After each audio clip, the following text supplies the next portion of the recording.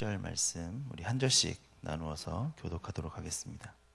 예레미야 27장 1절부터 8절 말씀을 한 절씩 나누어서 교독하겠습니다.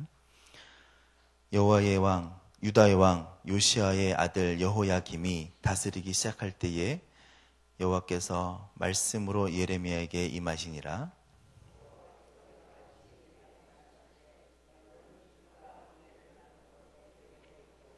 유다 왕 시드기야를 보러 예루살렘에 온 사신들의 손에도 그것을 주어 에돔의 왕과 모압의 왕과 암몬 자손의 왕과 두로의 왕과 시돈의 왕에게 보내며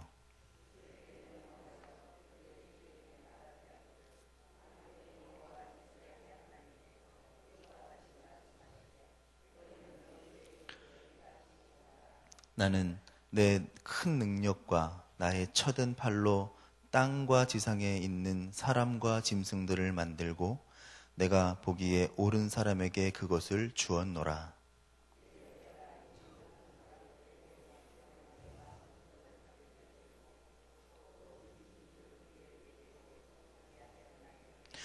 모든 나라가 그와 그의 아들과 손자를 그 땅에 기한이 이르기까지 섬기리라. 또한 많은 나라들과 큰 왕들이 그 자신을 섬기리라.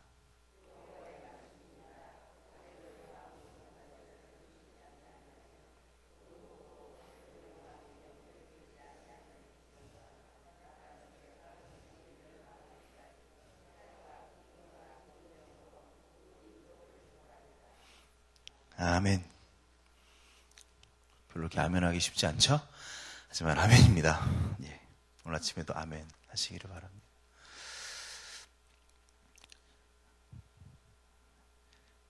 시드기야 왕이 오늘 드디어 나왔습니다. 시드기야 왕이 누굴까요? 시드기야 왕은 유다의 마지막 왕입니다. 그래서 남왕국 유다의 마지막 왕이고 우리가 계속 월요일부터 나왔던 왕이 이름이 여호야김 왕이었잖아요. 여호야김 왕의 이후에 그 아들이 여호야긴 왕인데 그 왕이 한 2년 정도 다스리다가 그 바벨론의 포로로 잡혀갑니다. 잡혀간 다음에 바벨론에서 왕을 하나 세우는데 그 사람이 시드기야죠.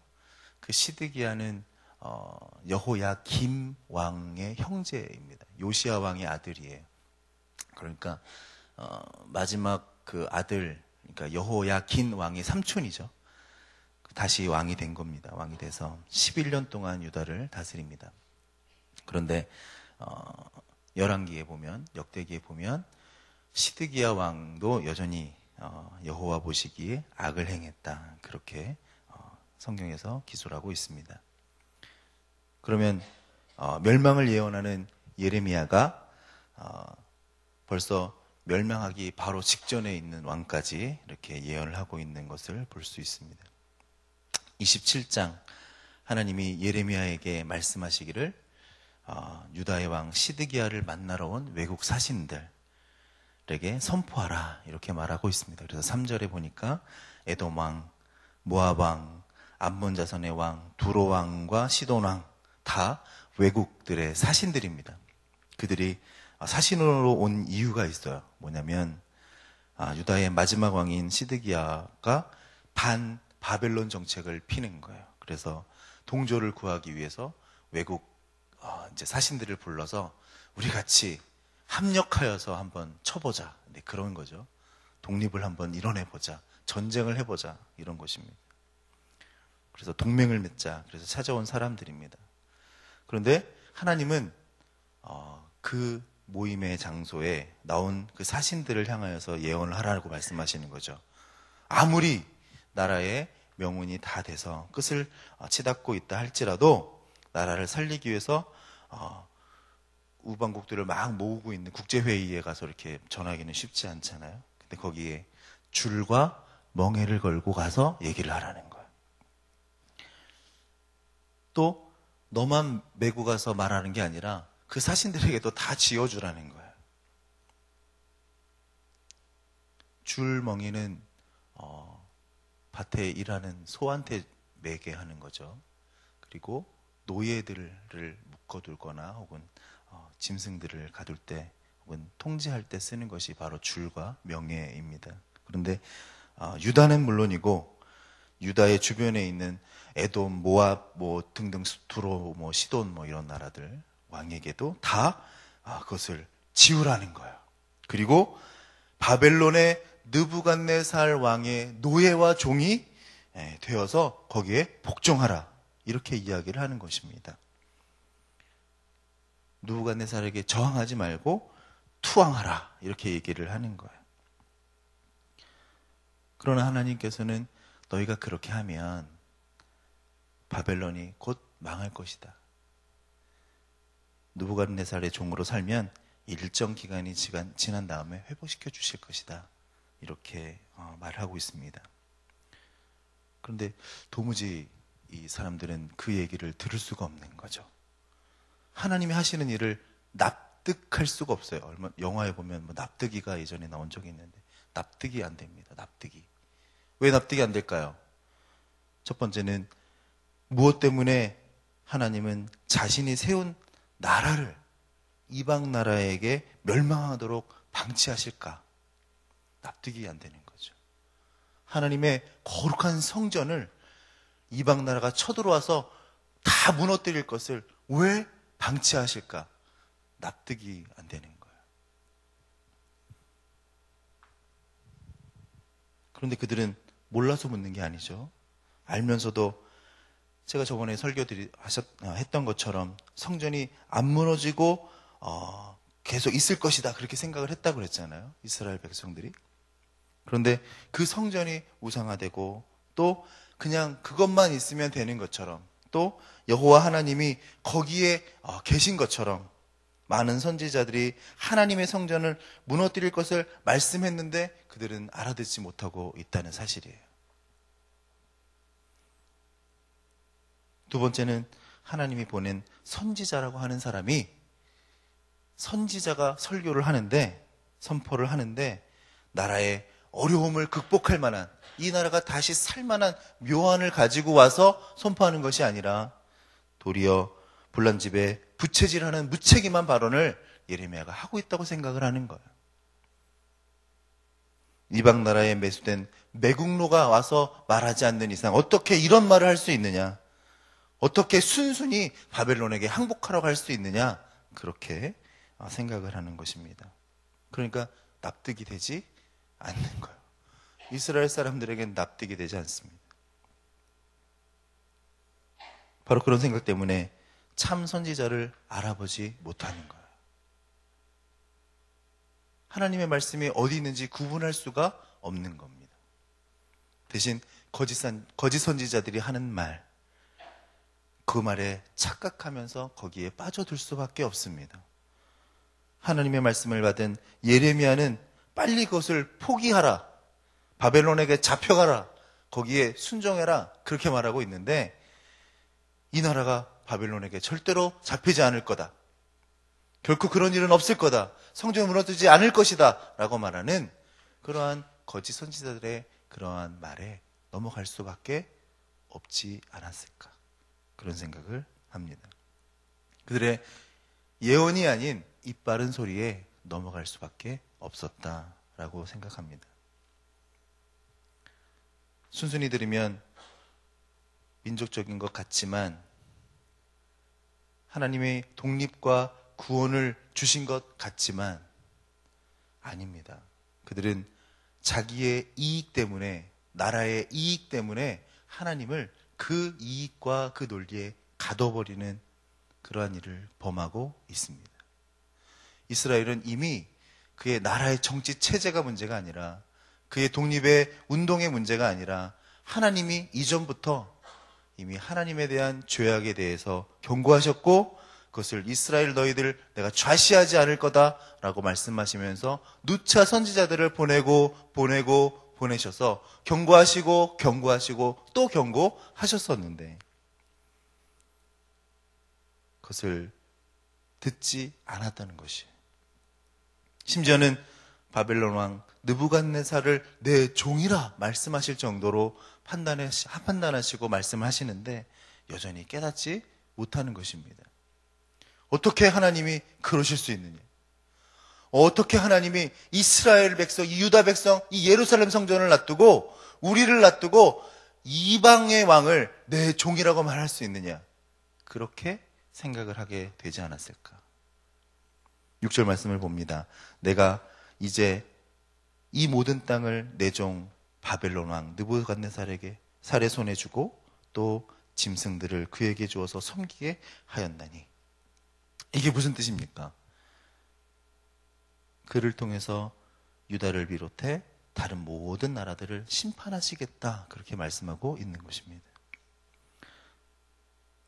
하나님은 어떤 나라든지 어떤 왕이든지 필요하시면 당신의 도구로 삼으실 수 있는 분이십니다. 하나님은 느부갓네살에게 항복하고 섬기라는 것, 그것이 그 사람이, 그 왕이 훌륭해서가 아니라 그 나라가 하나님의 말씀을 잘 들어서 기쁜 나라라서가 아니라 하나님께서 그를 사용하시고자 하기 때문에 그를 쓰신다는 사실입니다. 그가 필요하기 때문에 그분을 도구로, 그 사람들을 도구로 사용하신 거예요. 바벨론과 느부갓네살을 유다의 심판의 도구로 사용하시는 것입니다. 하나님의 사용함을 받은 사람이 바로 종이잖아요. 그래서 느부갓네살을 내 종이라 말하시는 거예요. 그가 제사를 잘 드렸습니까? 그가 하나님의 말씀을 압니까? 이방인이지만 하나님이 죄악 가운데 빠져있는 유다 백성을 심판하시기 위해서 사용하는 도구로 말씀하시기 때문에 내 종이라 그렇게 말씀하신다고 생각합니다.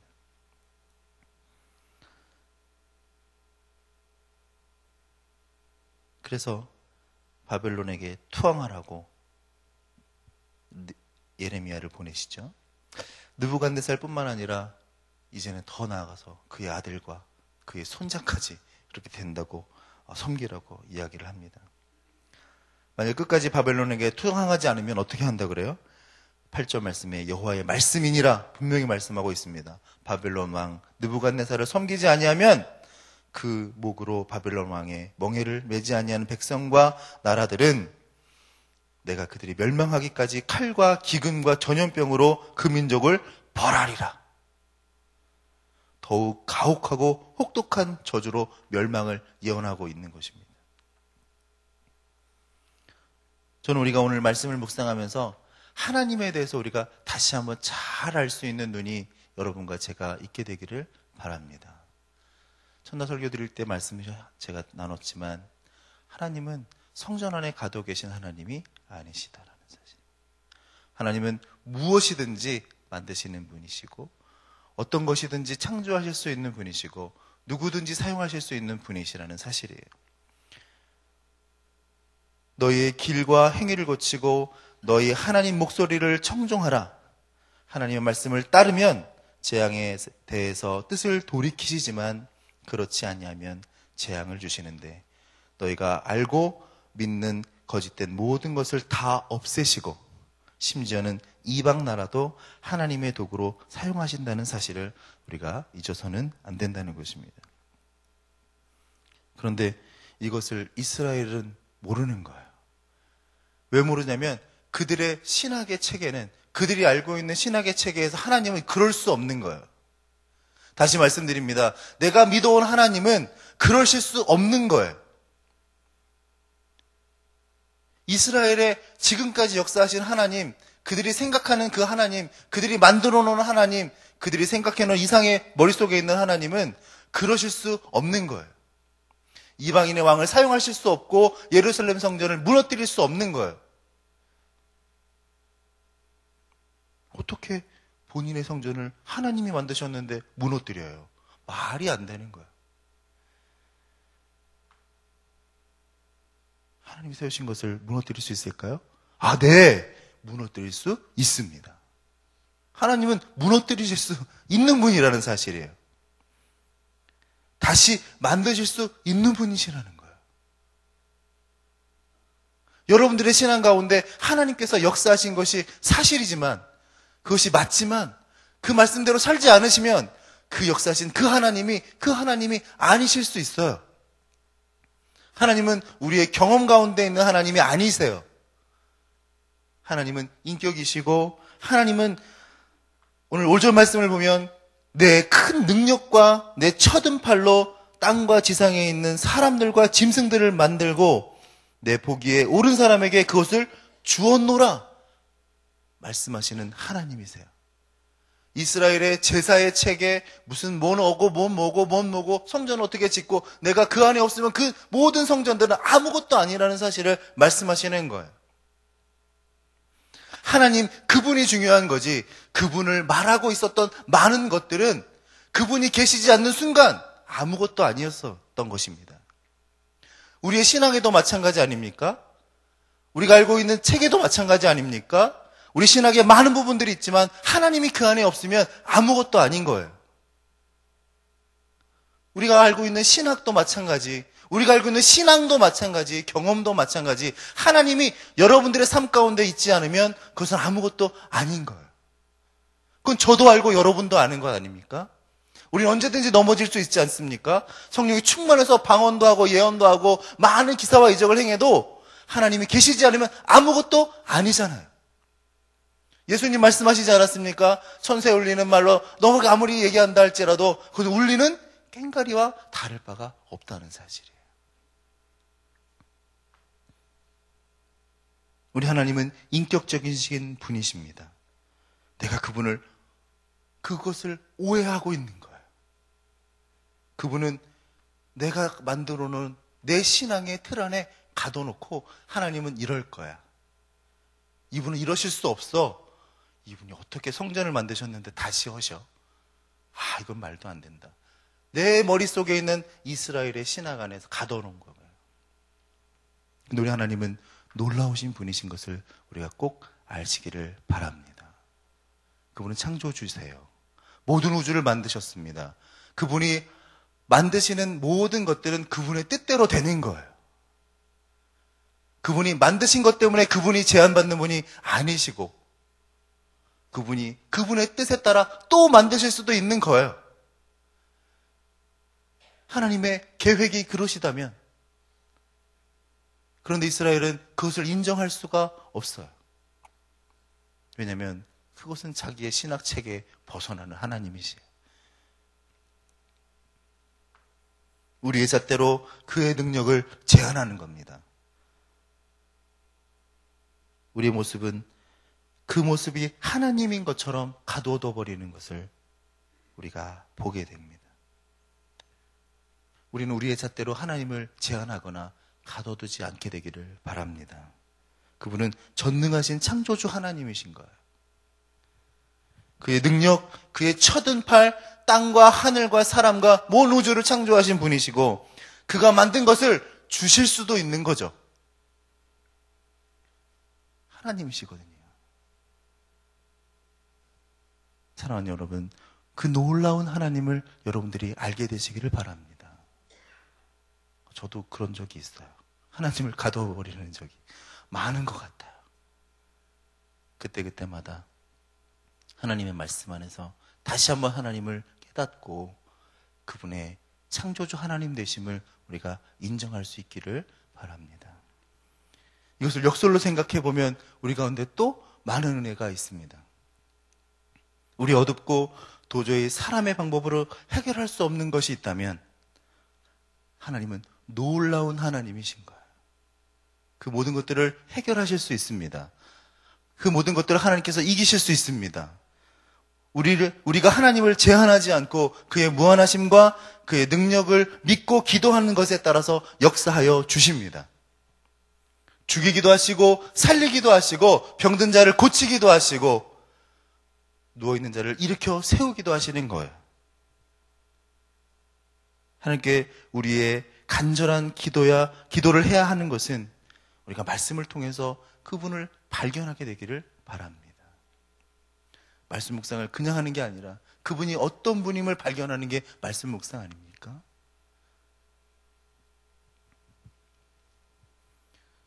내 모습이 이런데 나는 도저히 이룰 수 없어. 자격이 없어. 응답하실까? 나의 기도를 들으실까? 의문이 들어도 기도를 그 생각 때문에 깊이 하지 못하는 분이 계시다면 하나님께서는 놀라운 하나님이셔서 독생자 예수 그리스도께서 우리의 모든 아픔을 아시는 참 사람이시고 또한 창조주 하나님이셔서 그분이 말씀하심으로 주의 말씀에 구하라, 찾으라, 두드리라 하셨으니 우리는 늘 성령이 교회에게 하시는 말씀에 따라서 그의 말씀 안에 귀를 기울이고 주 앞에 구하면 하나님이 들으시고 놀라운 하나님의 역사로 응답해 주신다는 사실을 우리가 알고 기도하는 이 새벽 기도의 시간이 되시기를 바랍니다. 그 하나님을 믿으니까 지금 여기 나와 있는 거예요. 어떤 틀 안에 갇혀 계신 분이 아니라 지금 우리가 주 앞에 간절히 기도하면 그 기도에 대해서 들으시고 모든 아픔을 아시는 주님이 위로하시고 누워있는 사람, 병들어 있는 사람, 하나님 도저히 사람의 생각으로 할 수 없는 일들을 치료하시고 역사하시는 그 능력의 하나님이 역사하실 것을 우리가 알고 기도하고 주님께서 응답해 주신다는 것을 확신하기 때문에 이 자리 가운데 있는 것입니다. 저는 오늘 그러한 기도를 우리가 하게 되기를 바랍니다. 오늘 5절의 말씀에 있는 것처럼 하나님은 그의 손을 펴셔서 창조하시는 분이세요. 놀라운 하나님이세요. 역사하시는 분이셔요. 그리고 그것을 줄 수도 있어요. 빼앗아갈 수도 있어요. 그 놀라운 하나님, 그 하나님 앞에 기도하는 저와 여러분들이 되시기를 바랍니다. 그런 은혜를 가지고 오늘 간절히 기도하시기를 바랍니다. 하나님의 역사를 체험하시기를 바랍니다. 그 하나님의 능력을 오늘 경험하기를 바랍니다. 그래서 여러분과 제가 오늘 기도하는 시간에 주님께서 은혜를 주셔서 놀라운 역사, 그 하나님께서 나타내 주시기를 간절히 바랍니다. 기도하겠습니다. 아버지 하나님, 주님의 놀라운 사랑을 다시 한번 기억합니다. 주님은 역사를 만들어 가시는 분이시고 또 말씀을 통해서 우리 가운데 하나님 되심을 알게 하시고 그 하나님 앞에 순종하고 나아갈 때 우리 하나님은 놀라운 역사로 임하여 주시는 줄 믿습니다. 이 시간 우리 예수 그리스도의 귀한 보혈의 피를 의지해서 우리의 모든 죄악들을 내려놓고 우리의 아픈 모든 아픔들을 내려놓고 주 앞에 나아갑니다. 우리의 멍에를 내려놓습니다. 하나님, 이 시간 주님께서 받으시고 응답하셔서 우리가 알 수 없는 놀라운 계획으로 응답하여 주옵소서. 예레미야는 그 하나님을 알았습니다. 그 하나님을 체험했습니다. 오늘 우리 예레미야를 묵상하고 있는데 오늘 새벽 예배에 나오신 귀한 백성들 한 사람 한 사람이 그 하나님을 체험할 수 있도록 인도하여 주시옵소서. 예수님의 이름으로 기도했습니다. 아멘. 공동기도문 7번 같이 기도하시겠습니다. 말씀 삼운동 온세계 선교. 성경의 중심 가르침 말씀 삼운동 온세계 선교의 비전은 주님이 말씀 삼 공동체 성락 선결교회에게 주신 명령임을 믿습니다. 이 소명을 사명으로 받아 순명하여 이루도록 우리를 이끌어 주옵소서.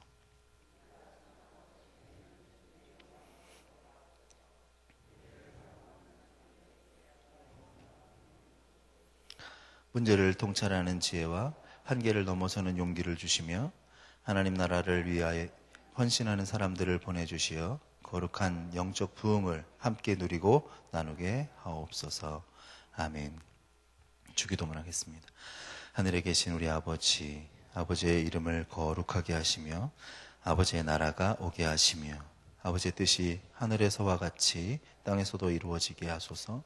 오늘 우리에게 일용할 양식을 주시고 우리가 우리에게 잘못한 사람을 용서하여 준 것 같이 우리의 죄를 용서하여 주시고 우리를 시험에 빠지지 않게 하시고 악에서 구하소서. 나라와 권능과 영광이 영원히 아버지의 것입니다. 아멘. 지금 들은 말씀이 내 삶으로 이어지게 하옵소서. 교회의 모든 사역자들과 목양의 일들을 감당하는 사역자들에게 하나님의 은혜와 축복이 넘치게 하소서. 담임 목사님과 목회자들의 건강과 사역과 가정의 성령의 충만한 은혜를 주옵소서. 구역 연합예배, 개학예배를 통해 구역이 다시 열심히 모이게 기도하게 하소서. 세월호 같은 재난에 힘든 가족과 국민을 긍휼히 여겨 주소서. 또한 가져오신 기도의 제목들 아뢰시고 놀라운 응답 받게 되시기를 바랍니다. 은혜와 사랑의 아버지 하나님, 오늘 새벽에 주 앞에 간절히 기도하는 것은 예레미야를 통해서 말씀하시되 너는 내게 부르짖으라 내가 내게 응답하겠고 내가 알지 못하는 크고 비밀한 것을 너에게 보이리라 말씀하시는 그 예레미야의 고백이 그의 경험과 하나님 되심을 알 때에 경험했고 또 체험했던 것을 보게 됩니다. 그 시간 우리 귀한 백성들 주 앞에 나와 기도의 자리에 나왔습니다. 그 새벽 첫 시간 주 앞에 드려지는 저들의 기도가 하나님 앞에 응답의 기도의 시간이 되도록 역사하여 주시옵소서. 특별히 이스라엘의 멸망 가운데 있을 때 우리 하나님이 예레미야를 통하여서 경고하시는 메시지, 우리 하나님 표심판을 창조하시고 모든 것들을 다 하실 수 있는 메시지를 우리가 제한하지 않으면 하나님께서는 모든 어려움과 상황과 속에서도 도우시고 역사하시고 응답하여 주실 것을 간절히 압니다. 그것을 기도하며 하나님 역사하여 주시옵소서. 쏘시는 우리가 역사하시는 우리가 납득할 수 없어도 우리가 생각할 수 없어도 우리 하나님을 찾는